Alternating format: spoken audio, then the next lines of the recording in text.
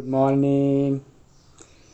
ये जीके का 32वां पार्ट है और आप में से जिन लोगों ने सब्सक्राइब नहीं किया है वो सब्सक्राइब कर ले और बेल आइकन भी दबा दे ताकि आपको नोटिफिकेशन समय पे पहुंच जाए और आपको आसानी हो।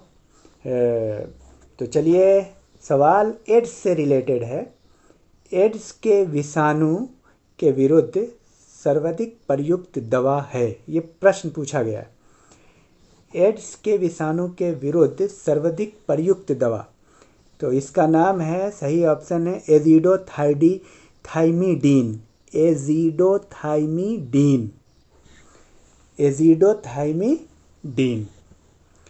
और जानते हैं अन्य तथ्य एड्स से रिलेटेड। तो एड्स का फुल फॉर्म तो आप लोग जानते ही होंगे, acquired immuno deficiency syndrome. Acquired का मतलब ये अचीव्ड है, ये डिजीज़ जो है एक्वायर किया हुआ है, ये पटता नहीं है, एक्वायर्ड है, अचीव्ड है। और इसमें कौन कौन से टेस्ट होते हैं ये भी आता है एग्ज़ाम में, हर तरह के एग्ज़ाम में आता है। उसमें आता है छांटने के लिए कि इनमें से कौन से एड्स से जुड़ा हुआ जांच है, या आएगा इनमें से कौन सा एक जांच जो एड्स से जुड़ा हुआ नहीं है, तो उस ऑप्शन को भी अलग करना पड़ता है। तो एक है एलिसा टेस्ट, ELISA। इसका मतलब है, ई से है इंजाइम, एल से लिंक्ड और आई से इम्यून, और उसके बाद एस से है सॉल्वेंट और ए से है एस से ASSY।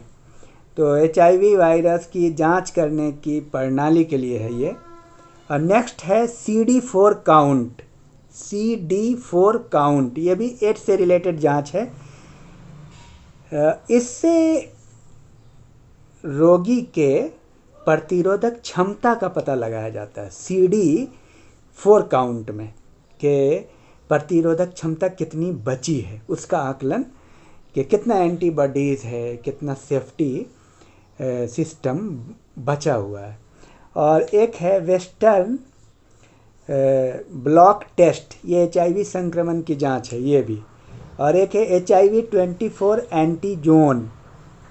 HIV-24 एंटीजोन, इसको PCR भी कहते हैं, ये भी एड्स की ही जांच है। तो एड्स से रिलेटेड ये सारे तथ्य थे। और नेक्स्ट, कौन सी नदी डेल्टा नहीं बनाती है, प्रश्न है। तो जो ऑप्शन के हिसाब से इसका आंसर ताप्ती है, लेकिन आपको मैं बता दूं कि नर्मदा और ताप्ती ये दोनों नदियां डेल्टा नहीं बनाती है। और ये दोनों नदियां पीछे भी आप पढ़ चुके हैं, और भी नदी हैं इसके साथ, नर्मदा, ताप्ती, माही, जो आपने देखा था, जो पश्चिम की ओर बहती है, पश्चिम की ओर बहती है। तो ये डेल्टा नहीं बनाती है क्योंकि ये एक संकरी खाई में बहती है, पत्थर वगैरह होता है वहाँ पे, तो वहाँ पे डेल्टा नहीं बनाती, मिट्टी नहीं होती है। उसकी एक वजह ये है।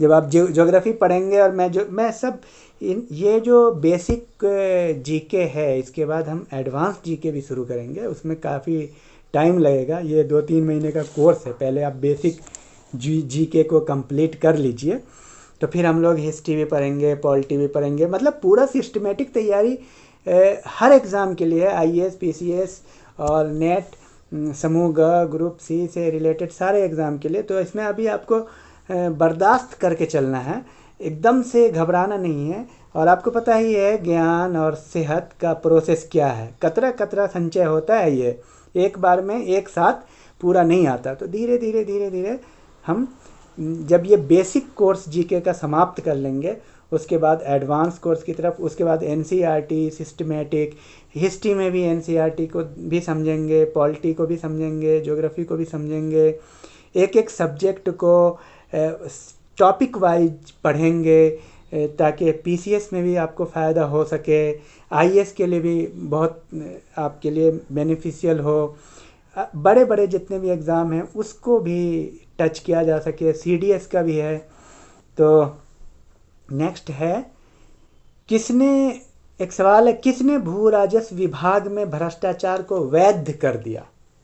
भू राजस्व विभाग में भ्रष्टाचार को, करप्शन को वैलिड कर दिया, इंस्टीट्यूशनलाइज्ड कर दिया, वो थे फिरोज शाह तुगलक। फिरोज शाह तुगलक ने भ्रष्टाचार को कैसे कर दिया कि मैं आपको ये बताऊं कि किसी भी सरकारी नौकरी में या किसी भी काम के लिए फिरोज शाह तुगलक इस बात को बढ़ावा देते थे कि चलो कुछ घूस दे दो काम हो जाएगा।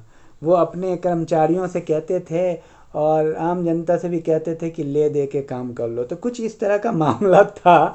जब आप इतिहास पढ़ेंगे एनसीईआरटी तो एग्जैक्ट वर्ड नहीं है मैं बोल पा रहा हूँ, लेकिन ऐसा ही है उनका। वो उन्होंने थोड़ा करप्शन को पॉजिटिव साइन दिया। तो नेक्स्ट है एक क्वेश्चन है, 10 राजाओं का युद्ध किस नदी के तट पर लड़ा गया? 10 राजा का युद्ध, तो ये है पुरुषनी नदी, पुरुषनी जो आज दूसरे नाम से जानी जाती है। आज पुरुषनी को किस नाम से जाना जाता है ये कमेंट बॉक्स में आप लिखेंगे। और नेक्स्ट में है, भारत में युद्ध में तोप और बंदूक का प्रयोग सर्वप्रथम किसने किया था? ये बहुत महत्वपूर्ण सवाल है। तोप और बंदूक का सर्वप्रथम प्रयोग किया था बाबर ने। तो ये भी आप करेंगे। और उसके बाद सवालों की बारी आती है, प्रश्न करते हैं हम। तो प्रश्न है कि पहला प्रश्न, प्लासी का युद्ध किसके किसके बीच हुआ? और दूसरा सवाल, बक्सर की लड़ाई कब हुई? और तीसरा सवाल, पानीपत का तृतीय युद्ध कब हुआ? Thank you.